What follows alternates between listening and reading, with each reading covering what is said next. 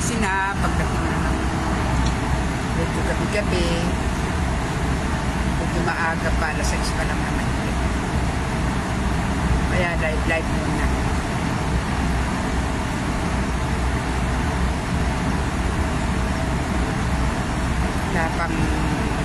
Wala pang viewers, wala pang makausap.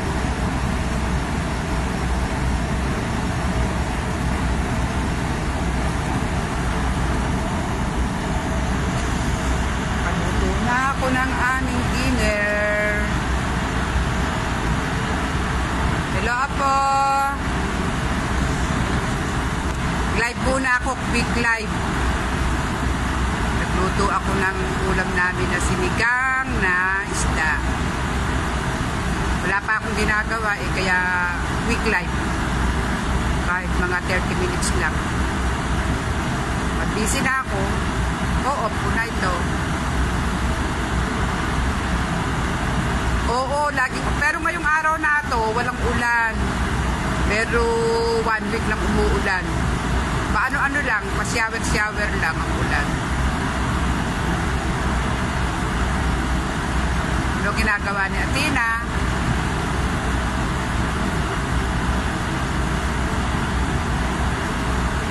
Diyan ba? Umuulan ba? Umuulan ba ngayon diyan?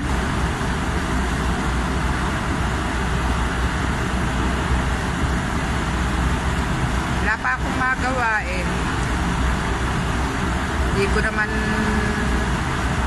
Hindi naman ako makaakat sa taas kasi umuulan. Malakas yung tugtog, makaka-copyright ako.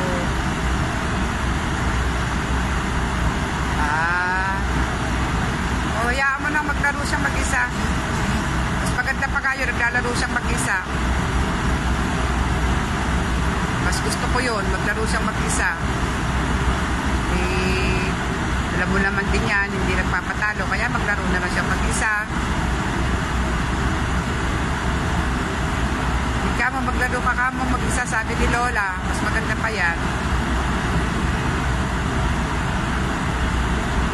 Nakaluto na ako, nagluto ako ng aming ulam. Nagluto ako ng sinigang na pampalo. Tapos mamaya kung sinong may ayaw ng isda, magpipirito ko na lang sila ng pork leg. Oo, ikulong mo na lang sa loob ng bahay para hindi makalabas. Ano bang nabili nyo nung sa La Union kayo? Ano pa sa lubog nyo sa nanay nyo?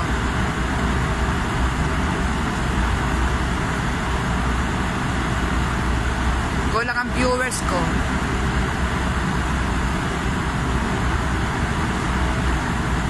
Ano kasi dito sa nasa basement ako, matawag doon. Mahina ang signal. Ako gusto ko yung daing na pusit. Pagka ako'y uuwi, punta nga tayo uli sa La Union. Punta tayo uli sa La Union para makabili ko ng mga sariwang mga seafoods. Gusto ko yung mga seafoods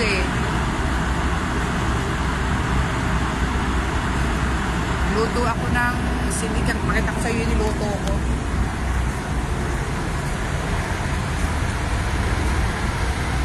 Yan, nagluto ako ng sinigang. Nakikita mo?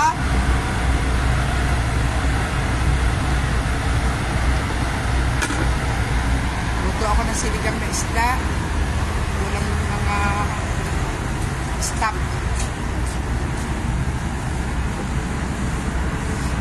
Sakit nga din ulo ko kasi siguro naaambunan lagi. Kaya masakit ang ulo ko din. Oo, masarap siya humigop ng sabaw na maasim. Lalo na pag may sipon ka. Kaya lang pinata ako. Sandali lang ako magla-live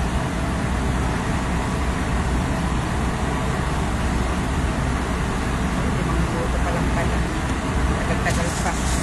Sabi ko kahit mga 30 minutes man lang mag-live.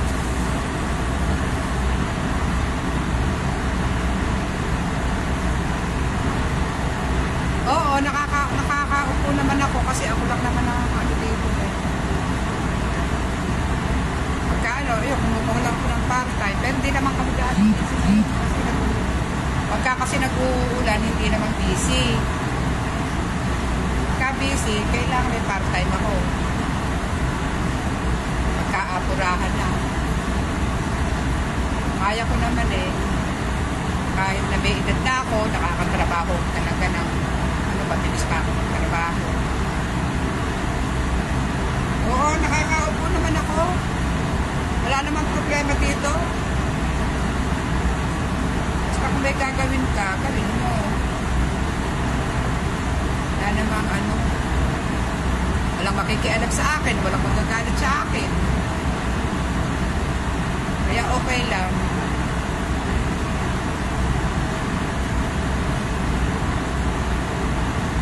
Ulam nyo, kumain na ba kayo?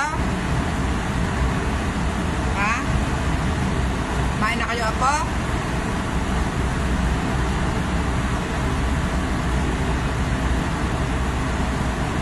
Nakakati kamay ko.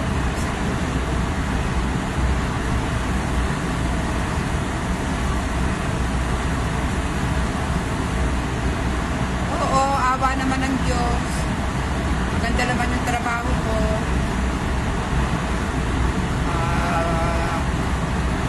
Nakakatagpo ng magandang trabaho. Wala pa naman akong trabaho na talagang kamo yung hindi maganda. Lahat naman ng pinapasukan ko maganda. Kundi lang, di ba, yun na hindi na ako pumasok doon bago ko umuwi ng Pilipinas dahil nawala yung aking chef. Napakabait din doon. Napakabait din ang boss ko doon. Hindi nga lang hanggang alauna eh. Hanggang alauna lang kasi ba eh. Kaya hindi na ako bumalik eh. Nagpaalam ako ng maayos sa boss ko. Sabi ko, ha? Oh, wag ka kamo, bawat kamo ang bata dito. Diyan ka na lang kamo. Oh, love ka kamo ni Lola. Love ka kamo ni Lola. Napakabait ka kamo. Hello, Sister Pressy.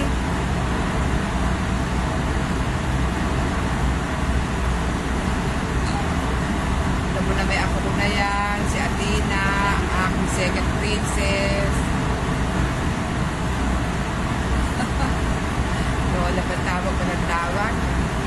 Tingnan mo na lang kamo si Lola. Silipin mo na lang kamo dito. Bawa na may ako po, Lola ng Lola. Hindi naman na lang kamo si Lola. Namimiss ka din kamo ni Lola.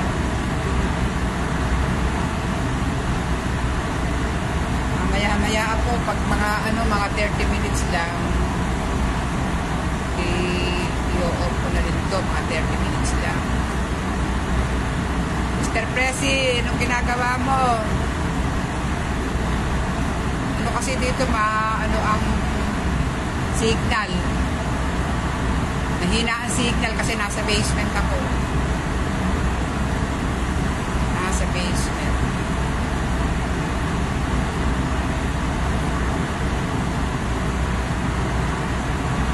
Dodoble yung mata ko sa salamin ko.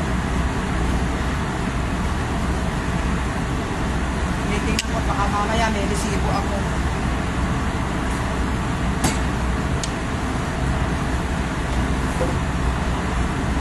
Tumo po, habang walang tao.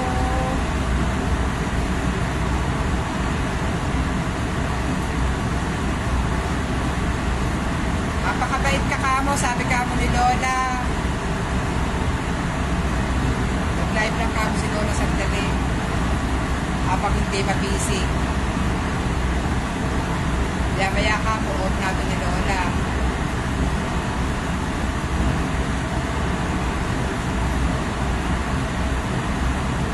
Dumalo ka ba sa kuya mo? Kaibigan mo, nagpunta din sa papa niya sa Tito Clipper mo.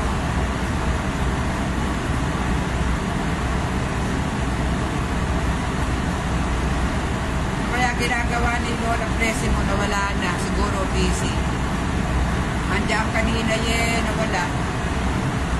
Si Lola Pressy mo. busy si Lola Presi mo. No, sister, busy ka ba?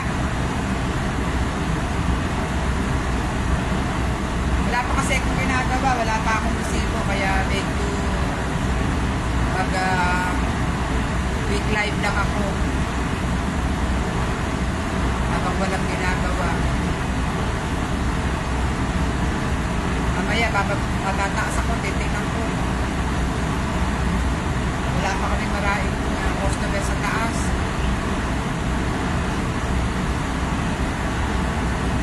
Gawa ng customer, nakakaboli. Sa palangan resibo ko, anong oras na? Malapit na mag-alas 7. Kaya nagluto muna ako ng aming dinner. Nagpilito ko ng pork bacon at saka sinigang rice lang. O, sige ako ko, ha? Okay, sige ako ko. Ingat kayo, ingat kay Atina. Ingat kayo lagi.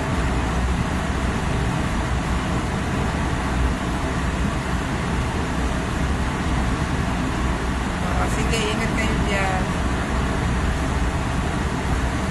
Hello.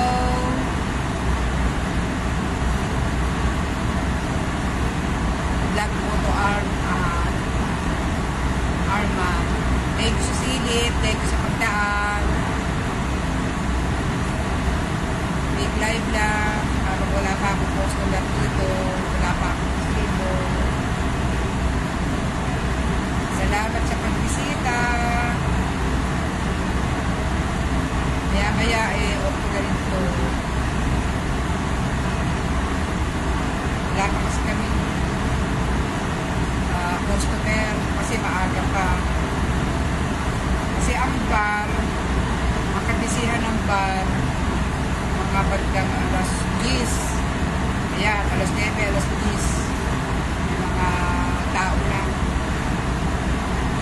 Wala pa kasi kami maraming tao. Kaya quick live lang ako.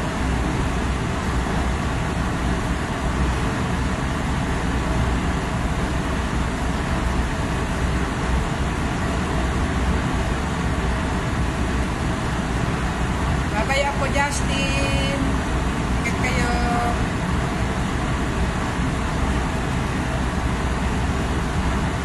Hello, Sister Presi.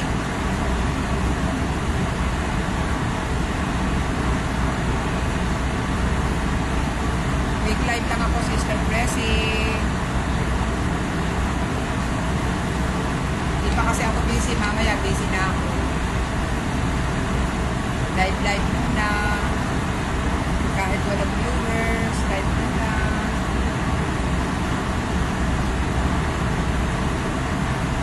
Sandali lang ito, mga 30 minutes lang.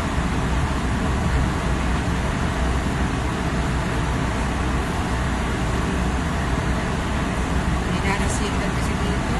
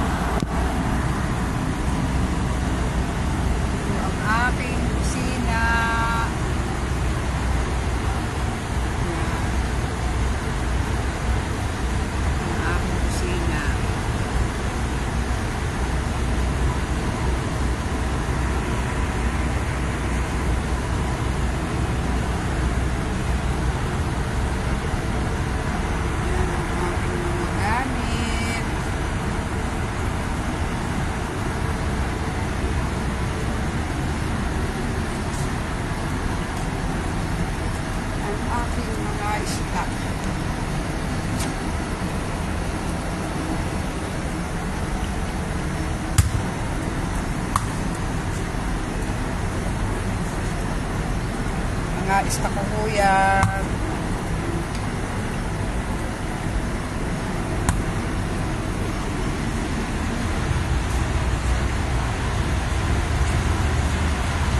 Gusto ko umakyat sa taas kaso may tuktok naman doon.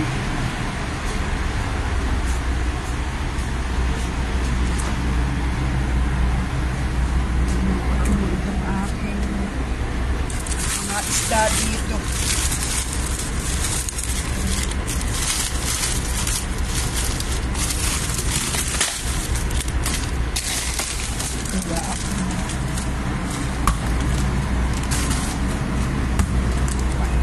Cross lang ako ng aking fish fillet. Fish fillet. I-cross ko lang po.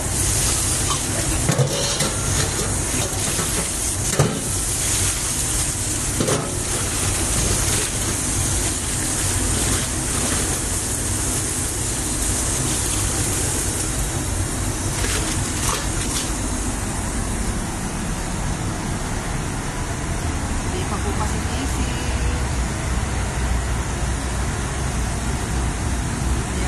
Light muna.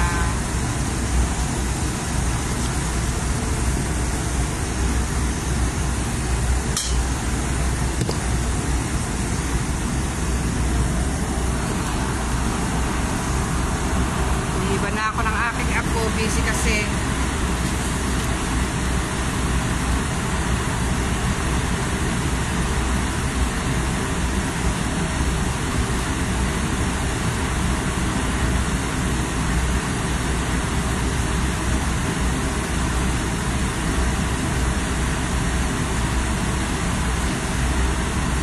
Live lang po tayo sa Manila.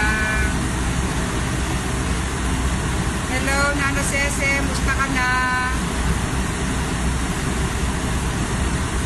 Wala pa kasi akong ginagawa kaya nag-live muna sandali.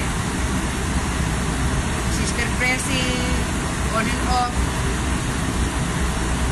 Nana Sese, musta na? Nag-live lang ako sandali. 30 minutes lang. Habang hindi pa ako busy, mamaya busy na ako. Marami na kami tao. Pagdating na ng mga marami na kami tao. Salamat na Sesi sa pagdalaw. Magkikita rin tayo. Baka nasusunod kong uwi. Nung uwi ako nakaraan, hindi ako nakalibot eh.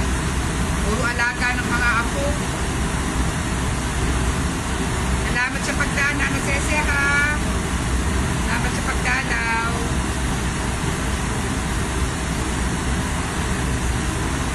Thank you. Sister Pressy, andyan, pasilip-silip lang. Siguro busy. Kaya pasilip-silip lang.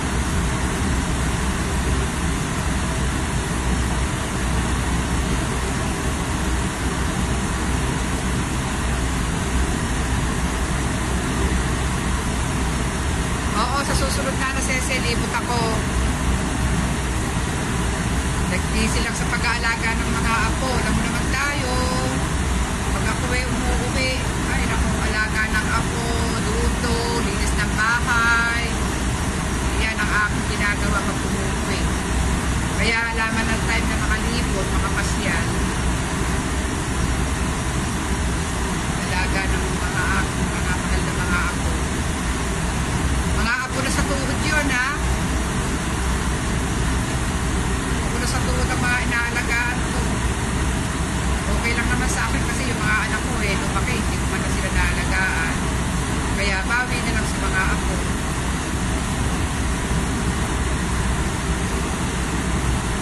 Hihintay ako ng order dito. Isa pa lang ang aking order. Oo, pero napakasarap naman. Napakasarap sa pakiramdam na mag-alaga ka ng apo. Okay lang sa akin yung kahit ako mag-alaga ng mga apo ko. Nalilipag naman ako, lalo na yung pinakamaliit ko ngayon na apo. Sa tungod anak ni Mika. Ay, napakayabang. Kaya, bago ko magtrabaho, bago ko papasok, tatawag na ako doon. Titignan ko muna, pagkano magpa-flying sa akin yun. Saka magbababay pagka sasabihin ko babay na. Napakayabang magpaliit ako na yun. Kaya malilibang ka talaga. Kaya sabi ko, nagpahari, ayoko na nga sanang iliwan. At ako na lang ang magpalaki, kaso kailangan ako bumalik dito.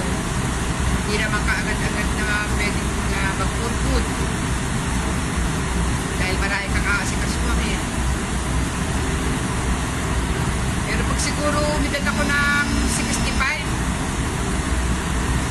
Uuwi na rin ako na Ceci. Pagka 65 na ako, uwi na ako. Pero malapit na.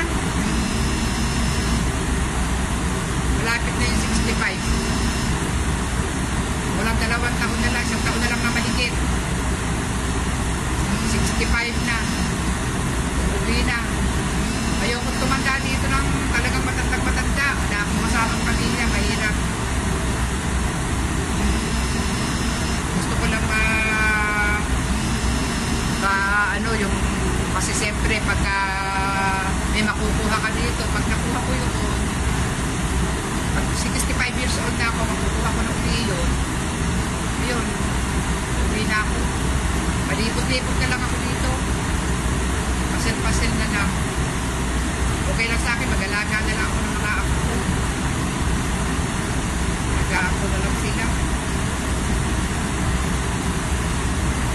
Oo, ano na ako na Ceci rito. Ilang taon na ba? 34 years. 34 years na ako dito. Tagal na din. Kaya ayoko na dito kung paano, mamaya puro rayuma na nga ang inaabot ko dito.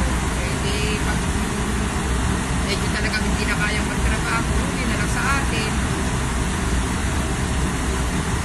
Dito kasi yung mga Pilipino, talagang dito na nag-stay sila dahil dito nga siyempre maganda yung buhay ng mga senior citizen, libre sa lahat, libre pagbahay, libre pagkain, mga allowance din. Hindi ko na hinahangad yun. Basta ang hangad ko, makauwi lang ako ng maayos sa atin at malakas ang katawan, okay na sa akin. Hindi ko nakakangad yung mga libre-libre na yan. Oo, Lynn. Kaya nga, tinan mo, naka 34 years na ako. Kaya yung mga anak ko, hindi ko man lang naalagaan. Kaya sabi ko, sa mga apo na lang ako babawi. Okay na sa akin yung bawi na lang sa mga apo. Sila na lang ang aking aalagaan, ang aking papalakihin, mga apo ko na lang na Ceci. Sila na lang ang aking, sakbawi na lang ako sa kanila. Sa mga apo ko. Hirap ng mata ko, malabo na rin ako ng mata ko na Ceci. Hirap na pala na nagkakaedad, lahat pala yung maaano ko na, mata, mga rayupa. Kaya ngayon nga, ang aking pabango ngayon, puro mga white flower, mga effervescent oil. Dati nung araw, pag naaawit ko yung white flower, nagagalit ako, pero ngayon, yun na aking pabango ngayon. Sabi ko, ganito pala talaga ang tumatanda. Sa ayaw at sa gusto ko, katanggapin ko.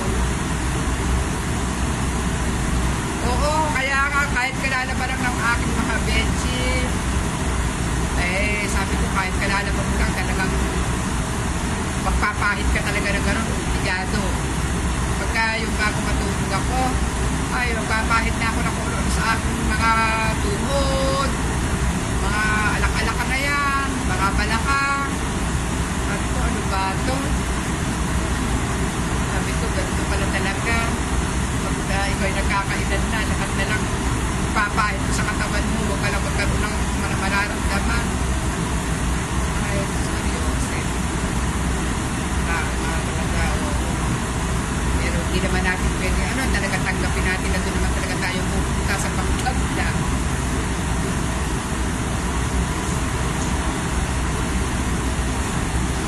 Akala ko noon babalik kayo sa General Santos.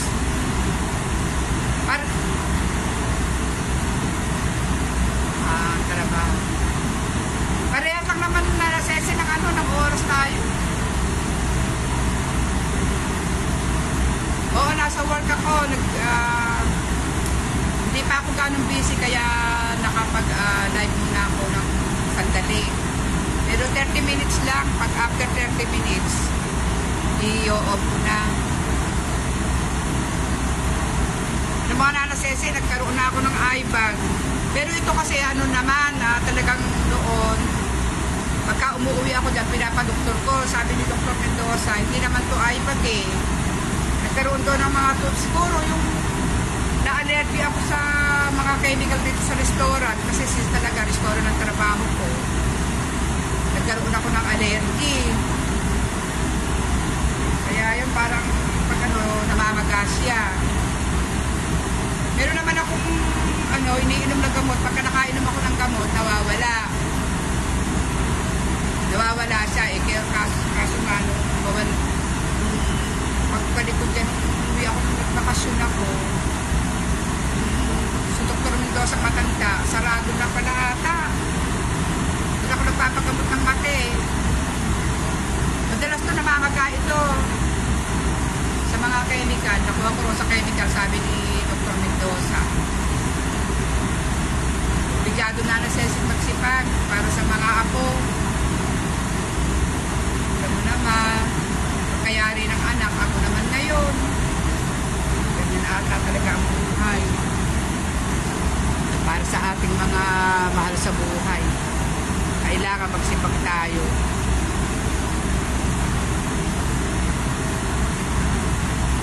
Alas 7 na, wala pa kami daan ng tao. Kaya nakapag-live ako. Pero mga 3 minuto na lang na sese, out na ako.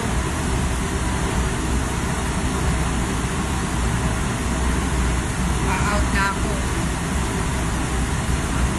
Baka mamaya may kakain ng mga isda. Pinagluto ko sila ng sinigang na isda. Saka ako pinagplito ng pork meat. Pinapapakulang ko sa mga isda. Ako nagluluto ng pagkain ng mga isda dito eh.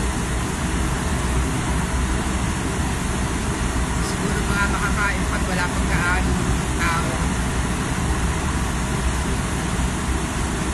O sige, salamat na Ceci sa pagdaan ha. Kikita rin tayo. Sige, pag uwi ko talagang kikita tayong dalawa. Sana si Lulu umuwi din para makita-kita naman tayo. Si Isang Ike. Para makita-kita tayo dyan. O, ingat kayo dyan. Salamat sa pagdaan na Ceci. Ingat kayo. Sige, bye.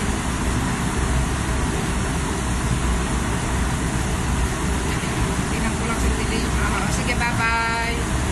O, I miss you too, Nana Ceci. Sige na, babay na. Baka may gagawin ka. Salamat sa pagdaan. Sisilipin ko lang yung mga tao sa taas. At tanongin ko kung sino na gusto kumain para maiinit kayo sa tao. Salamat. Salamat sa pagdaan na Ceci.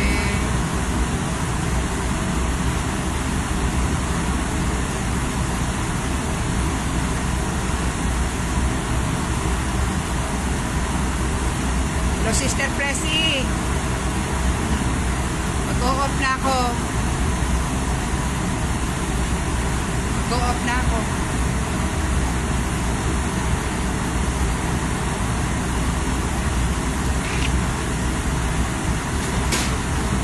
Magtrabaho na.